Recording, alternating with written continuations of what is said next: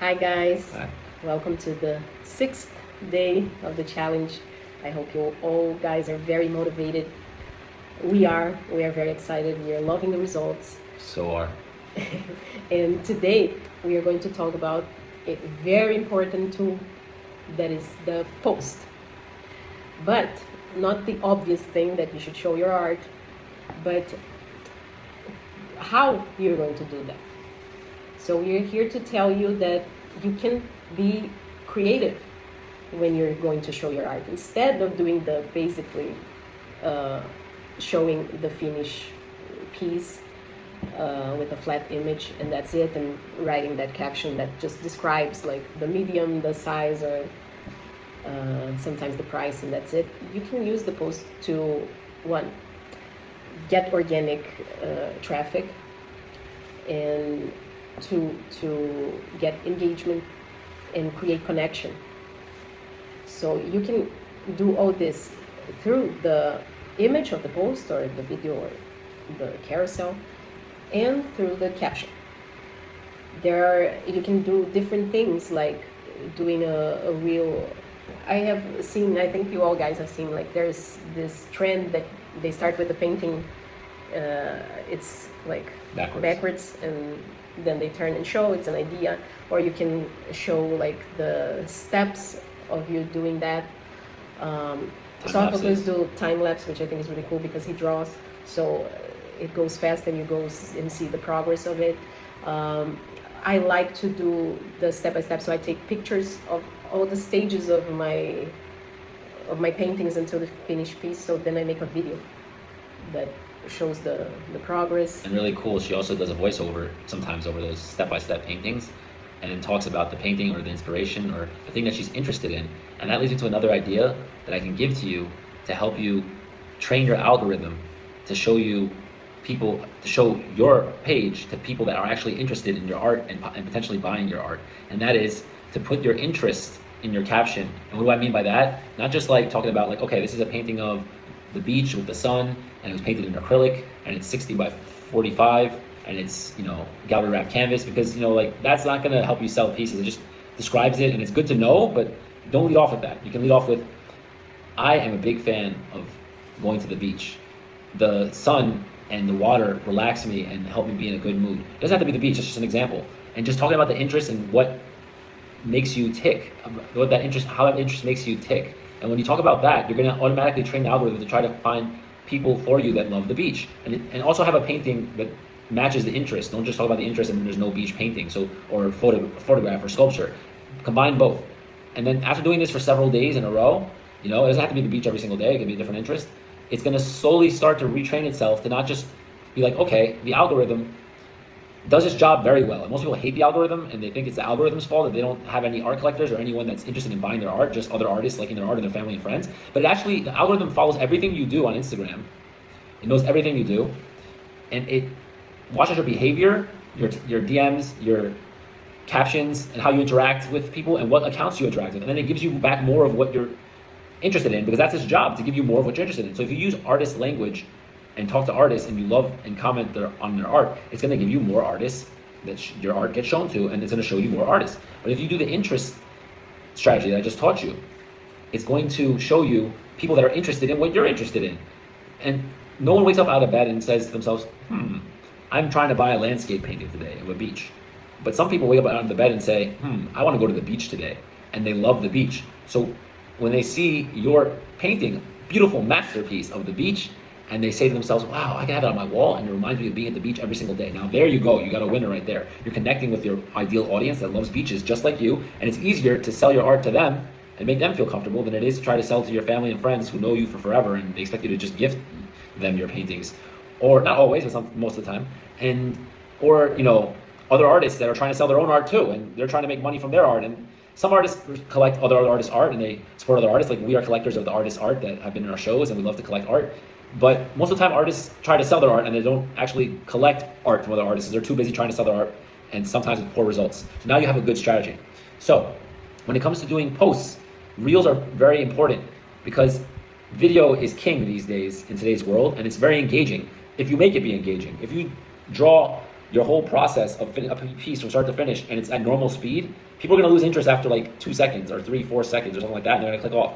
A time lapse is good because it shows it really fast, and you can use an app like InShot that you can speed up the action, the video, like up to 100 times faster. So you can show something like really, really quick, and in like less than 30 seconds, boom, you have your whole piece done. You know? iPhones have the Time-lapse feature as well. That's right, if you remember to use it. But if you forget, sometimes like I forget when I film myself drawing, my comics and my illustrations, if you have a nifty app like InShot, then you can speed it up even faster than the iPhone can speed it up to 100 times, like I said.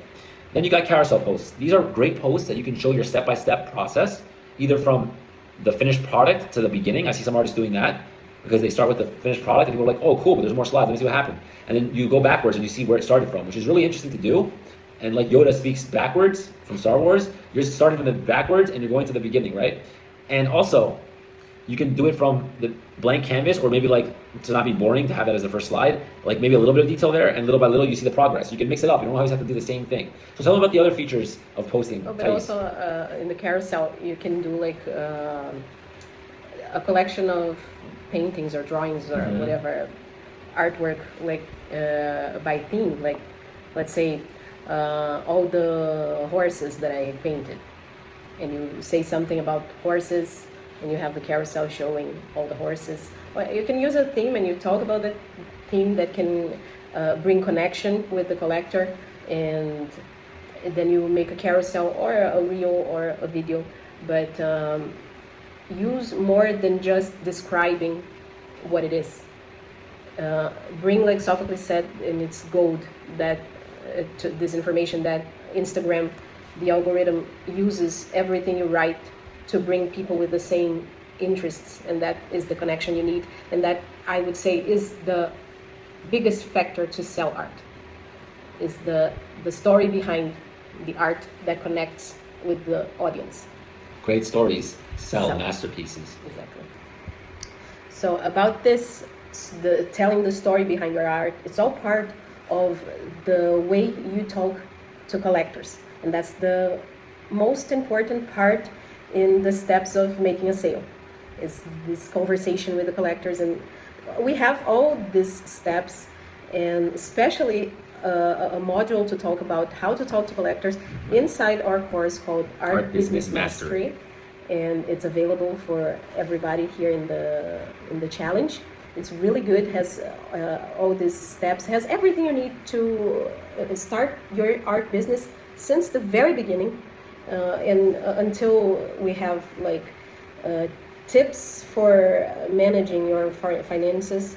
We have templates on how to approach the galleries, the emails, how you're going to write it, or even hidden markets like B2B, and the templates for you to approach these other businesses. Like the interior designers and architects that have budgets, and that you can make big commissions by selling either commission or existing pieces for use in hotels, use in businesses, use in schools potentially, or murals. Also, there's the template for the certificate of authenticity, which immediately raises the value of your piece. Times at least 2.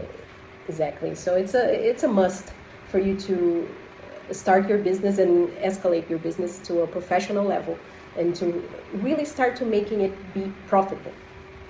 So back to the posts, we wanted to talk about the caption, what to write. Sophocles has other tips about the reels, right? That's right. So on Reels, you have the option of having just original audio of your voice, or you can put a trending sound. And how do you know if a sound is trending? Well, you can either type in the search bar of the sound or the song, trending audio, or you look for the songs that have a little diagonal up arrow next to the song. That means that it's a popular sound, and you'll probably get more views on your reel because they want to push that sound on Instagram, and people are looking for that sound, and they'll look at your reel more. That's a nice little tip that you can use to push your reels more. So tell them about the other tips, Thais. Well, actually, what we have to say now is your task for today. So your task is to create a post that is engaging. So it can be a carousel, it can be a reel, but make something that it's engaging.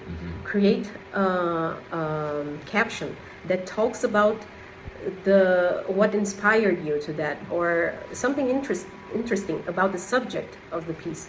that can bring people that also have that interest, so it can resonate with them and generate this wish for your art.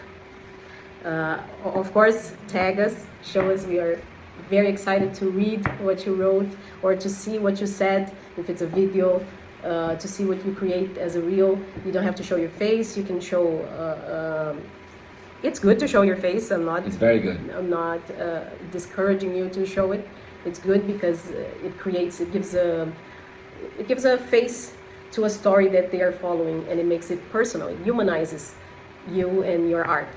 But if you're not ready yet, if you don't feel comfortable or confident enough, you can create something just showing your art, just showing your hand while doing your art, something creative and engaging, and then remember to tell a story about that, right? That's right, because great stories sell great art.